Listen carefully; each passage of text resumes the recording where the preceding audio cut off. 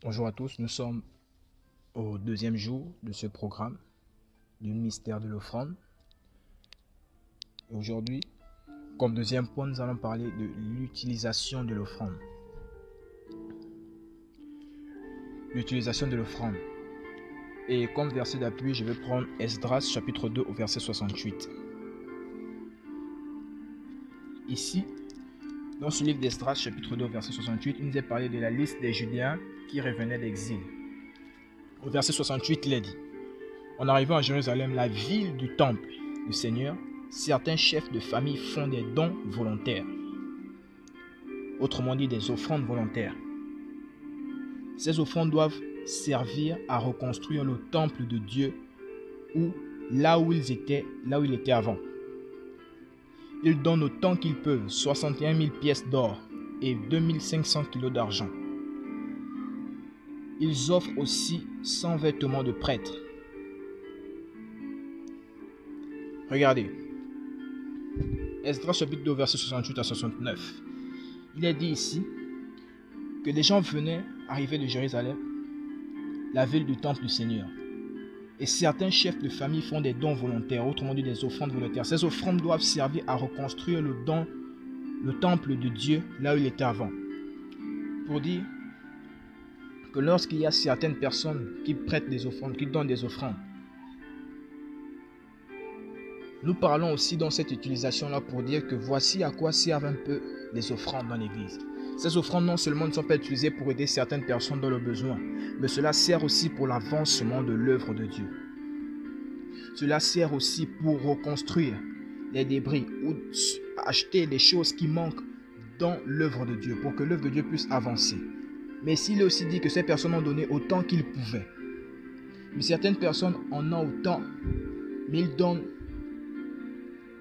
en dessous de ce qu'ils peuvent donner. Et cela n'est pas de la générosité, mais cela est du mépris envers la personne de Dieu.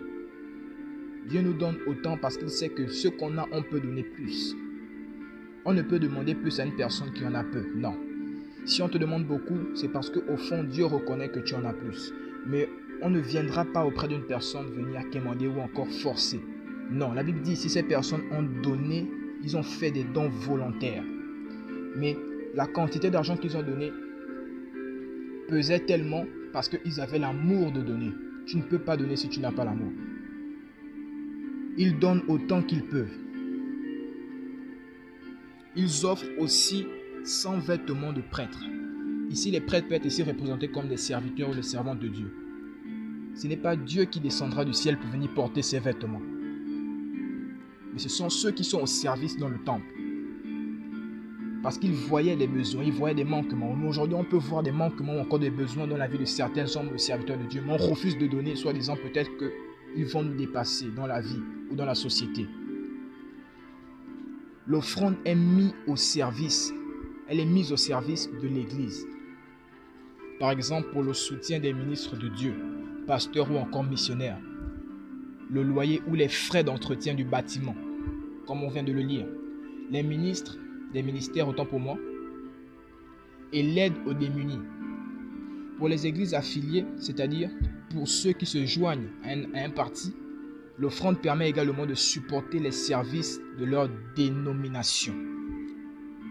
Selon une étude menée en 2014 auprès de 1605 églises aux États-Unis, j'ouvre une petite parenthèse pour expliquer, aux États-Unis, par Christianity Today, donc 5 principales dépenses sont les salaires du personnel. Les ministres de Dieu sont à 47%. Les ministères, les supports, donc l'aide humanitaire chrétienne à 9%. Le lieu de culte, donc l'hypothèque ou le loyer du bâtiment à 7%. L'utilitaire à 7%. La maintenance à 5%. Le support à des missions internationales à 5% et le support à des missions locales à 4%. En 2016, une étude menée par le Leadership Network et le Vanderbloemen Sich Group auprès de 1252 églises aux États-Unis, au Canada, en Afrique du Sud et en Grande-Bretagne donnaient des chiffres semblables. Ici, cela est montré comment était repartie l'utilisation des offrandes lors de la quête. Mais en 1948, un célèbre évangéliste de Dieu nommé Billy Graham et son équipe d'évangélisation ont établi le Modesto Manifesto. C'était un code d'éthique de vie et de travail pour se protéger des accusations d'abus financiers, sexuels et de pouvoir. Mais ce code comprend des règles pour la répartition des offrandes reçues dans les églises, le travail uniquement avec des églises favorables à l'évangélisation coopérative, l'usage des estimations officielles, donc des foules lors des événements en plein air, et l'engagement à ne jamais être seul avec une femme autre que son épouse, sauf si une personne est présentée. Ici, il a mis en œuvre cette activité qui était faite pour la répartition des offrandes reçues dans les églises, dans le travail. Et cette œuvre était faite dans la logique de répartir les offrandes si telle était pour le bien de l'œuvre de Dieu afin de développer le temple de Dieu, cela était pour un domaine précis. Si l'autre était pour aider d'autres ministères, cela était pour aider d'autres ministères. Donc il avait réparti cela comme ça. Et c'est un exemple sûrement que beaucoup de hommes de Dieu ont tenu à faire. Et il plaçait des personnes bien précises pour gérer ces choses, pour gérer ces offrandes. J'ai pris cela comme exemple pour démontrer un peu comment les offrandes étaient utilisées dans l'ancien temps par nos pères. Pour dire que cela n'est pas utilisé à des biens malsains, non. Mais cela est utilisé à des biens non seulement pour l'œuvre de Dieu, mais au bien des démunis aussi, des personnes qui en demandent.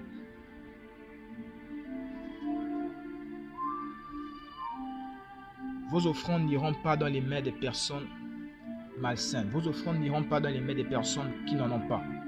Dans les mains des personnes mal intentionnées.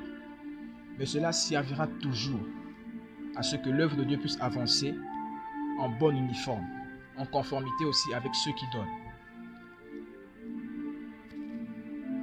Donc, dans ce message, j'amène ici des personnes à comprendre que l'offrande est mise ici au service de l'Église, au soutien des ministres de Dieu. Donc, arrêtez de dire que l'homme de Dieu ne doit pas être entretenu. Non. L'homme de Dieu est entretenu par les offrandes que vous faites, par des dîmes que vous faites, et il est entretenu d'abord premièrement par Dieu lui-même. Pour ne pas dire aux personnes qu'on vit de vos offrandes, non. On vit, c'est par la grâce de Dieu. Vos dons sont des accessoires à ce que l'œuvre de Dieu puisse avancer, sont des accessoires à ce que le ministre de Dieu puisse être entretenu de manière extérieure. Sur ce, je bénis le Seigneur et que par ce message, plusieurs apprennent à comprendre non seulement l'utilisation de l'offrande dans les églises, mais apprennent aussi à donner avec un cœur joyeux afin que l'œuvre de Dieu puisse avancer dans le nom de Jésus-Christ. Que Dieu vous bénisse.